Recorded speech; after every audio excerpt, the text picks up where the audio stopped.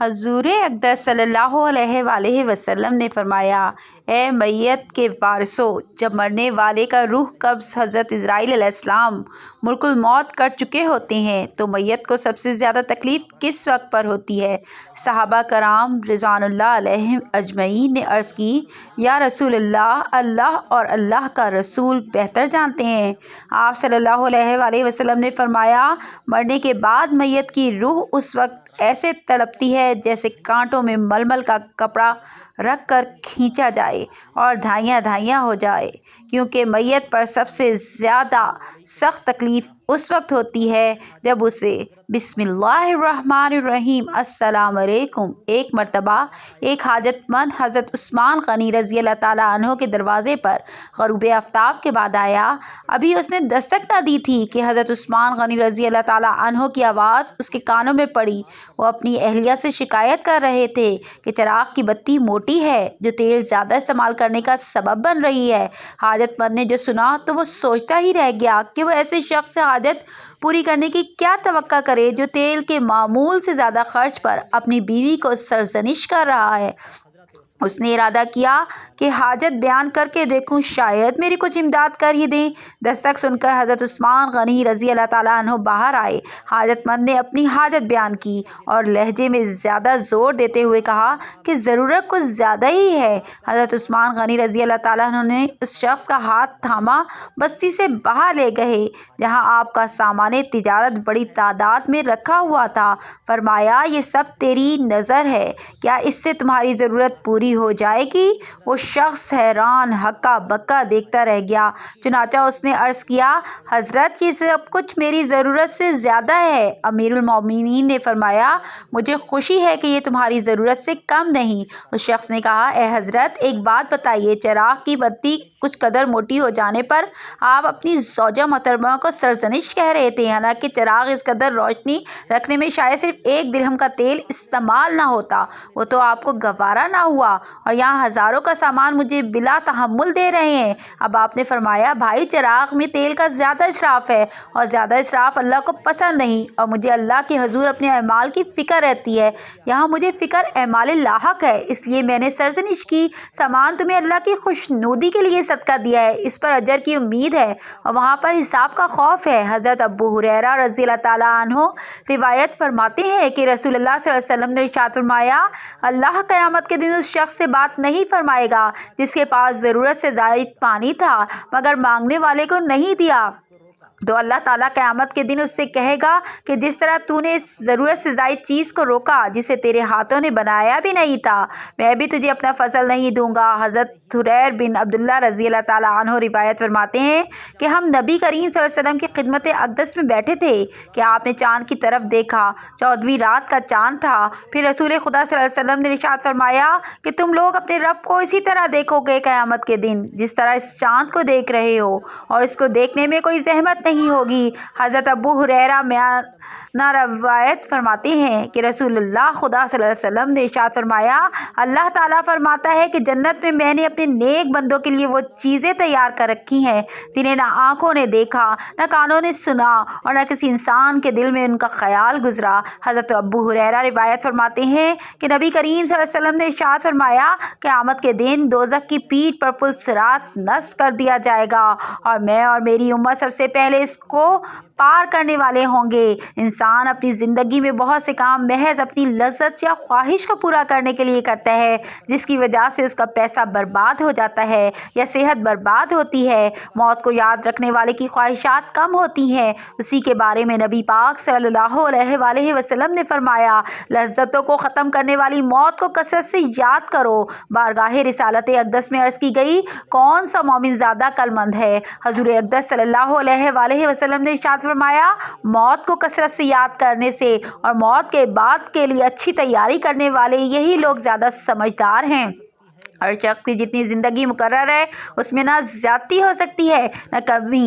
جب زندگی کا وقت پورا ہو جاتا ہے اس وقت حضرت عزرائیل علیہ السلام قبض روح کے لیے آتے ہیں اور شخص کے دائیں بائیں جہاں تک نگاہ کام کرتی ہے فرشتے دکھائی دیتے ہیں۔ مسلمان کے آس پاس رحمت کے فرشتے ہوتے ہیں اور کافر کے دائیں بائیں عذاب کے جمع ہوتے ہیں۔ اس وقت हर शख्स पर इस्लाम की हक्कानियत आफ्ताब से ज़्यादा रोशन हो जाती है, मगर उस वक्त का ईमान मोतबर नहीं, इसलिए कि हुक्म ईमान दिल गैब का है और अब गैब ना रहा बल्कि ये चीज़ें मुशाहिदा हो गईं। मरने के बाद मुसलमान की रूह उसने मरतबा मुख्तलिफ मकामों में रहती है, बाज़ की कब्र पर, बाज़ की चाहे जमजम शरीफ में, बाज़ की आसमान और ज़मीन के दरमियान, बाज़ की पहले दूसरे सातवें आसमान तक और बाज़ की आसमानों से भी बुलंद, और बाज़ की रूहें ज़ेरे अर्श कंदीलों में और बाज़ की आला अलीयीन में, मगर कहीं भी हो अपने जिस्म से उनका ताल्लुक बदसूर रहता है। जो कोई कब्र पे आए उसे देखते पहचानते उसकी बात सुनते हैं। हदीस में है कि एक ताई पहले कफस से बंद था और अब आज़ाद कर दिया गया। उलमा कराम फरमाते हैं बेशक पाक जान ज़िब बदन के लाखों से जुदा होती हैं, आलम बाला में मिल जाती हैं और सब कुछ ऐसा देखती सुनती हैं जैसे यहाँ हाजिर है। हदीस ने फरमाया जब मुसलमान मरता है उसकी राह खोल दी जाती है, जहाँ जाहिद जाए मुर्दा कलाम भी करता है और उसके कलाम को जिन और इंसान के सिवा तमाम हैवानात वगैरह सुनते भी हैं। जब मुर्दे को कब्र में दफन करते हैं उस वक्त उसको कब्र दबाती है। अगर वो मुसलमान है तो उसका दबाना ऐसा होता है कि जैसे माँ प्यार में अपने बच्चों को ज़ोर से चिमटा लेती है। अगर काफिर है तो उसको ज़ोर से दबाती है कि उधर की पसलियाँ उधर और उधर की पसलियाँ उधर हो जाती हैं। जब दफन करने वाले दफन करके वहाँ से चले जाते हैं उनकी जूतों की आवाज़ सुनता है। उस वक्त उसके पास दो फरिश्ते अपने दांतों से ज़मीन चीरते हुए आते हैं और निहायत सख्ती के साथ करख्त आवाज़ में सवाल करते हैं। पहला सवाल तेरा रब कौन है, दूसरा सवाल तेरा दीन क्या है, तीसरा सवाल उनके बारे में तो क्या कहता है, मुसलमान है। तो फिर पहले सवाल का जवाब देगा मेरा रब अल्लाह है, और दूसरे सवाल का जवाब देगा मेरा दीन इस्लाम है, तीसरे सवाल का जवाब देगा वो तो रसूल अल्लाह सल्लल्लाहु अलैहि वसल्लम है। उस वक्त आसमान से एक मनादी निदा करेगी ये मेरे बंदे ने सच कहा, इसके लिए जन्नत का बिछौना बिछाओ और जन्नत का लिबास बिछाओ पहनाओ और उसके लिए जन्नत की तरफ एक दरवाज़ा खोल दो। जन्नत की नसीब और खुशबू उसके पास आती रहेगी और जहाँ तक निगाह फैलेगी वहाँ तक उसकी कब्र कुशादा कर दी जाएगी और उससे कहा जाएगा कि तू सो जा।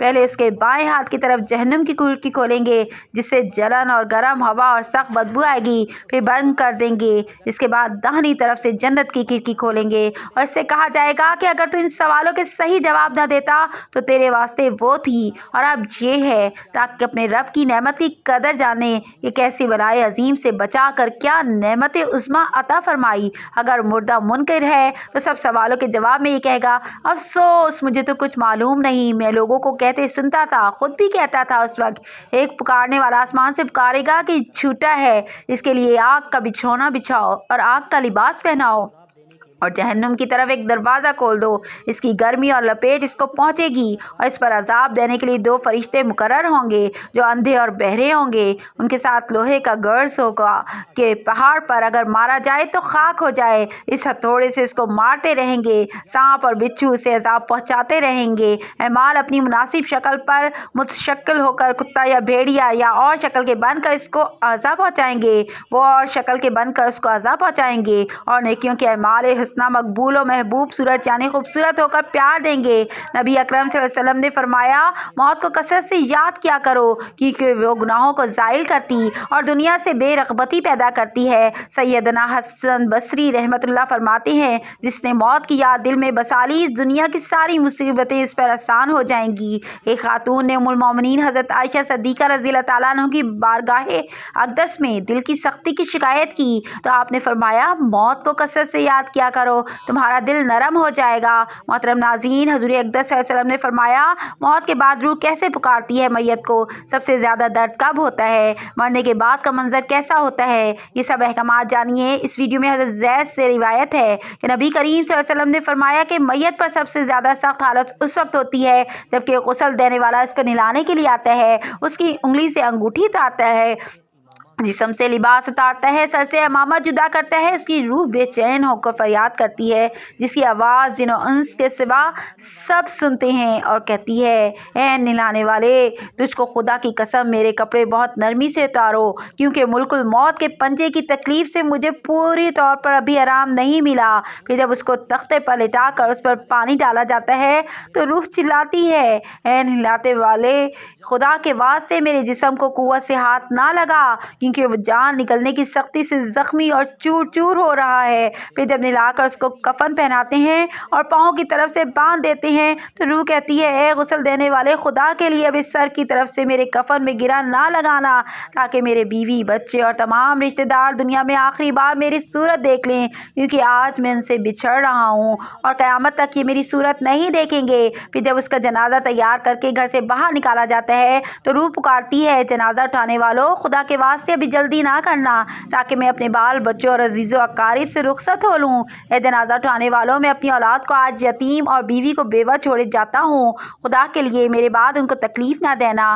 میں اپنا گھر اور مال و اسباب دوسروں کے لیے چھوڑے جاتا ہوں اور اب یہاں کبھی واپس نہ آؤں گا اور قیامت تک کسی کو صورت نہ دکھاؤں گا۔ اور پھر جب جنازہ اٹھا کر لے چلتے ہیں تو میت کہتی ہے اے میرے بھائیوں، میں نے آج تک جو کچھ مال اور اسباب جمع کیا تھا وہ صرف وارثوں کے لیے تھا، آج ان میں سے کوئی میرے گناہوں کا ذرا سا بوجھ بھی نہیں اٹھا سکتا۔ ہر چیز کا حساب مجھ سے لیا جائے گا اور میرے وارث کھائیں گے اور اڑائیں گے۔ پھر جب نماز جنازہ کے بعد دفن سے پہلے کچھ لوگ اپنے اپنے گھر جانے لگتے ہیں تو میت کہتی ہے اے میرے بھائیوں، خدا کے واسطے ابھی سے ایسا ظلم نہ کرو، مرنے والا تم سے مانوس تھا اور تم دفن سے پہلے لوٹے جاتے ہو۔ پھر جب اسے قبر میں اتارتے ہیں تو میت کہتی ہے اے میرے وارثوں، میرا ترکہ پانے والوں، میں نے جو کچھ مال جمع کیا تھا وہ سب تمہارے لیے چھوڑا، خدا کے لیے تم مجھ کو دعائے خیر اور فاتحہ سے بھلا نہ دینا۔ بزرگوں کا قول ہے کہ آخرت کی منزل یوم سے قبر پہلی منزل ہے، اگر اس منزل میں نجات پائی تو اس کے بعد کی منزلیں بہت آسان ہو جاتی ہیں، اور اگر یہاں عذاب میں مبتلا ہوا تو آگے چل کر اس سے زیادہ سختی ہوگی۔ حدیث شریف میں ہے کہ مردہ قبر میں ایسا ہے جیسے کوئی شخص پانی میں ڈوب رہا ہو اور مدد کے لیے فریاد کرتا ہو۔ مردہ ہر وقت اپنے ماں باپ، بھائی بہن یا اولاد اور دوست وغیرہ سے اپنے لیے دعائے خیر اور فاتحہ کا منتظر رہتا ہے۔ جب اس کو اس کے اہل و عیال کی طرف سے کوئی تحفہ ثواب پہنچتا ہے تو اس کے لیے تمام دنیا اور جو کچھ دنیا میں ہے اس سے محبوب و مرغوب ہوتا ہے، اور اللہ تعالیٰ اس کے رشتہ داروں کی دعائے خیر کے ثواب کو قبرستان والوں پر پہاڑوں کے برابر داخل فرماتا ہے۔ موت ایک دروازہ ہے جس میں سب لوگوں نے داخل ہونا ہے۔ حضرت عثمان رضی اللہ تعالیٰ عنہ جب کسی قبر پر جاتے تو اتنا روتے کہ ان کی داڑھی آنسوں سے تر ہو جاتی۔ آپ سے پوچھا گیا آپ جنت و جہنم کا تذکرہ کرتے ہیں تو نہیں روتے مگر قبر دیکھ کر روتے ہیں؟ کہنے لگے رسول اللہ صلی اللہ علیہ وسلم نے فرمایا قبر آخرت کی پہلی منزل ہے، لہٰذا اگر مرنے والا اس سے نجات پائے تو بعد کے مناظر اس سے کہیں زیادہ آسان ہو جاتے ہیں، اگر اس کی تکلیف سے نجات نہ پائے تو بعد کے مراحل اس سے بہت زیادہ سخت ہیں۔ اور فرمایا کہ رسول اللہ صلی اللہ علیہ وسلم کا ارشاد ہے میں نے کبھی کوئی منظر نہیں دیکھا مگر قبر اس سے زیادہ سخت ہے، یا ہمارے لیے ان قبروں میں عبرت نہیں دیکھی۔ مالدار، فقیر، طاقتور اور کمزور دنیا میں لوٹنے کی خواہش رکھتے ہیں، مال جمع کرنے اور محل بنانے کے لیے نہیں بلکہ اس لیے کہ کاش ہمیں ایک نماز پڑھنے کی مہلت مل جائے، کاش ہمیں ایک دفعہ سبحان اللہ کہنے کی فرصت دے دی جائے، لیکن اب ناممکن ہے۔ اب اعمال نامے لپیٹ دیے گئے ہیں، روح جسم سے نکال لی گئی ہے، زندگی کی مہلت ختم ہے، اب ہر میت اپنے عمل کی محروم ہو کر قبر میں پڑی ہے۔ اللہ تعالی ہم سب کو دین کی سمجھ نصیب عطا فرمائے اور ہمارا خاتمہ ایمان پر کرے، آمین ثم آمین۔